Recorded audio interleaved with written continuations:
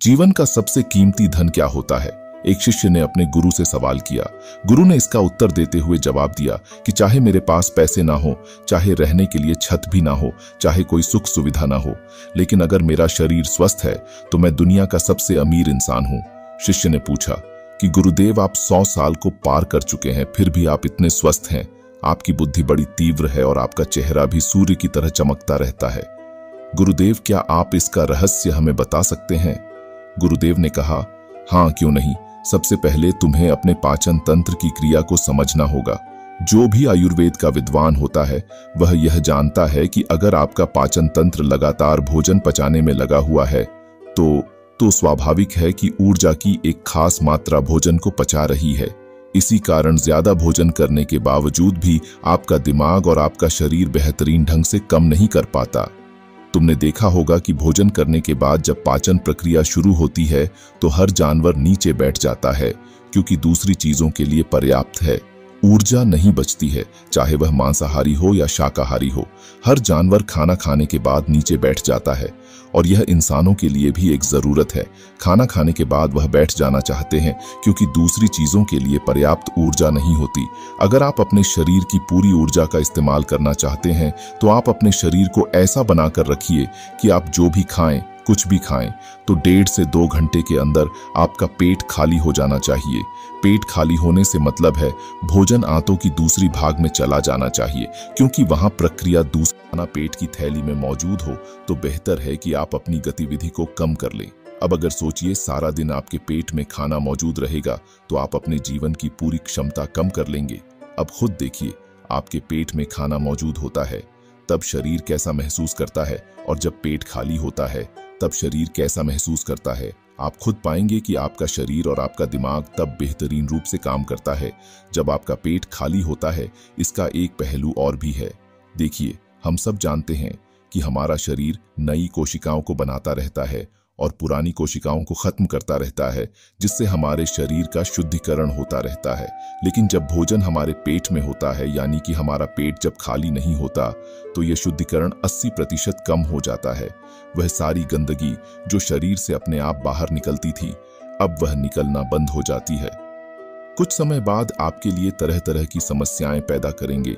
योग में आपके पेट का साफ रहना बहुत जरूरी होता है। किसी भी पारंपरिक प्रणाली में अगर आप देखेंगे तो आप पाएंगे कि जब भी आप किसी आयुर्वेदिक डॉक्टर जाते हैं तो सबसे पहले वह आपके पेट की सफाई करते हैं, क्योंकि वह जानते हैं कि आपकी ज्यादातर प्रॉब्लम्स पेट साफ न होने की वजह से ही है। सिर्फ एक दिन आप अपना पेट साफ करके देखें, आपको कैसा महसूस होता है। आप अपने अंदर बहुत हल्का और सुंदर महसूस करेंगे। आपको हर दिन ऐसा महसूस होना चाहिए। पारंपरिक रूप से घी को पहला निवाला के रूप में खाया जाता है। घी एक चिकना पदार्थ है जो आहार नली को चिकना रखता है। आपको सबसे पहले इसी को खाना चाहिए ताकि यह आपके भोजन के प्रवाह को आसान बना दें। जब आप बहुत मसालेदार भोजन खाते हैं तो आपके भोजन मार्ग पर घी की परत चढ़ना बहुत अच्छा होता है। घी का महत्व यह है कि यह आहार नली को साफ रखता है। जो व्यक्ति घी का उचित तरीके से सेवन करता है उसका पेट हमेशा साफ रहेगा, क्योंकि वहां कुछ भी लंबे समय तक ठहर ही नहीं सकता। पेट का कैंसर, आंत का कैंसर, आजकल यह बहुत ज्यादा हो रहा है। आप एक निश्चित मात्रा में घी का सेवन करते हैं तो यह घटना बहुत कम हो जाती है। लेकिन गाय या भैंस के दूध से उचित तरीके से घी बनाई जाए तो इसके कई फायदे होते हैं। फिर से शिष्य ने पूछा, गुरुदेव, आपके जैसा तेज और चमकता हुआ चेहरा प्राप्त करने के लिए क्या करना चाहिए?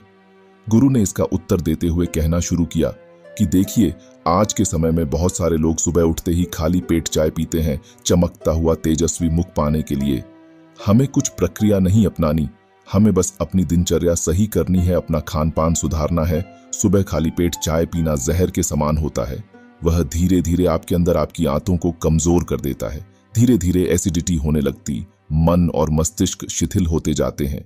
सुबह उठते ही तुम्हें तांबे, चांदी या मिट्टी के बर्तन में रखा हुआ पानी पीना चाहिए। चांदी और मिट्टी की तासीर ठंडी होती है। इसका सेवन अस्थमा, दमा जैसे रोगी इसका उपयोग न करें। आपने रात में चांदी, तांबे या मिट्टी के बर्तन में पानी रखकर सुबह बिना दातुन किए हुए पानी पीना चाहिए। शिष्य ने सवाल किया कि गुरुदेव, बिना दातुन किए हुए अगर हम पानी पाएंगे तो बासी थूक हमारे अंदर चला जाएगा। तब गुरुदेव ने बताया कि वह तो और अच्छा होगा, हमारे लिए वह औषधि के समान होता है। गुरु ने बताया कि जिन लोगों को अल्सर, टीबी, निमोनिया है, उन लोगों को खाली पेट पानी नहीं पीना चाहिए। रात में तांबे के बर्तन में पानी रखने पर तांबे के गुण उस पानी में आ जाते हैं और जब हम वह पानी पीते हैं तो हमारे लिए वह बहुत फायदेमंद होता है। अगर मजबूरी ना हो तो प्लास्टिक की बोतल में कभी पानी मत पीना, क्योंकि प्लास्टिक की एक ऐसी संरचना होती है, जब वह गर्म तापमान पर आता है तो वह बहुत बारीक स्तर पर पिघलता है और पानी में मिल जाता है, जो हमारे शरीर में जाने के बाद कैंसर का कारण बनते हैं। फिर आगे गुरु ने कहा, सुबह पानी पीने के बाद और पेट खाली करने के बाद आप आंवला या सब्जियों के रस पी सकते हैं। गुरु ने बताया कि यह भी सच्चाई है कि हर दिन एक जैसा खाना नहीं खाया जा सकता, तो जिस दिन जूस न पी सको उस दिन आपको दही खाना चाहिए। दही एक बहुत ही अच्छी आयुर्वेदिक औषधि है। यह शरीर को बहुत फायदा करती है। अगर इसका सही से इस्तेमाल किया जाए तो हमारे शरीर में बहुत सारी बीमारी को जड़ से खत्म कर सकता है। दही की एक पर्याप्त मात्रा लेकर उसमें गुड़, शक्कर या मिश्री का मिश्रण जरूर कर लें। अगर गुड़ मिलते हैं तो गुड़ बहुत ज्यादा नया नहीं होना चाहिए, जितना ज्यादा पुराना होगा उतना ही अच्छा होगा। दही को थोड़ा पतला कर लो, जिससे वह आसानी से हमारे शरीर में जा सकता है और उसको पचाने में भी ज्यादा ऊर्जा शरीर को नहीं लगानी पड़ती। आयुर्वेद के हिसाब से अगर आप सुबह इन प्रक्रियाओं का पालन करते हैं तो आपके चेहरे की चमक बढ़ने लगेगी, आप ओजस्वी नजर आओगे। लोग आपको बोलना शुरू कर देंगे कि भाई आपकी उम्र इतनी ज्यादा हो गई लेकिन आप लगते नहीं हो। इतनी उम्र के शिष्य ने आखिरी प्रश्न किया कि गुरुदेव, मुझे यह बताइए कि बढ़ती उम्र में तो आंखों और दिमाग की क्षमता कम होती जाती है, तो इसकी क्षमता को बरकरार बनाए रखने के लिए क्या करना पड़ेगा?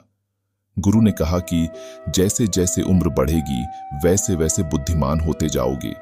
बस मैं जो नियम बता रहा हूं उनको ध्यान से सुन लो। सबसे पहले सफेद कद्दू के औषधीय गुणों के बारे में जानो।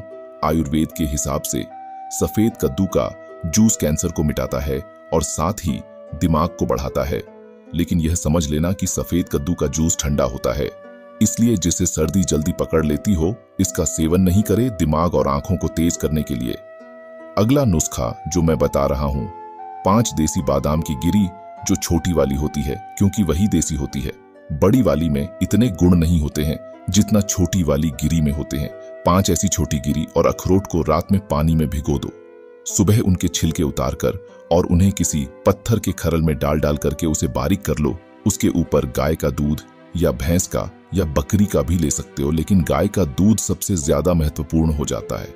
जब दिमागी समस्याओं के बारे में बात आती है तो अब उसे बादाम और अखरोट को दूध के साथ पीसना शुरू करो। धीरे धीरे जितना आप पीसेंगे उतनी उसकी गुणवत्ता बढ़ती जाएगी। शिष्य बोला, खरल में पीसने की बजाय उसे मिक्सी में पीस ले। अच्छे से दूध में पीसने के बाद जब आप इसका सेवन करेंगे तो भूलने की समस्या खत्म हो जाएगी।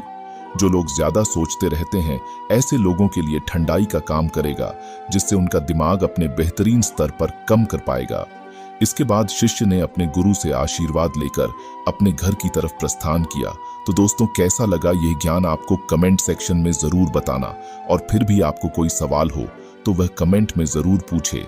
अगर आपको इस वीडियो से कुछ सीखने को मिला हो तो कृपया लाइक करें और इसे अपने दोस्तों के साथ साझा करें। धन्यवाद आपका समय देने के लिए, और हम जल्दी ही अगले वीडियो में मिलेंगे।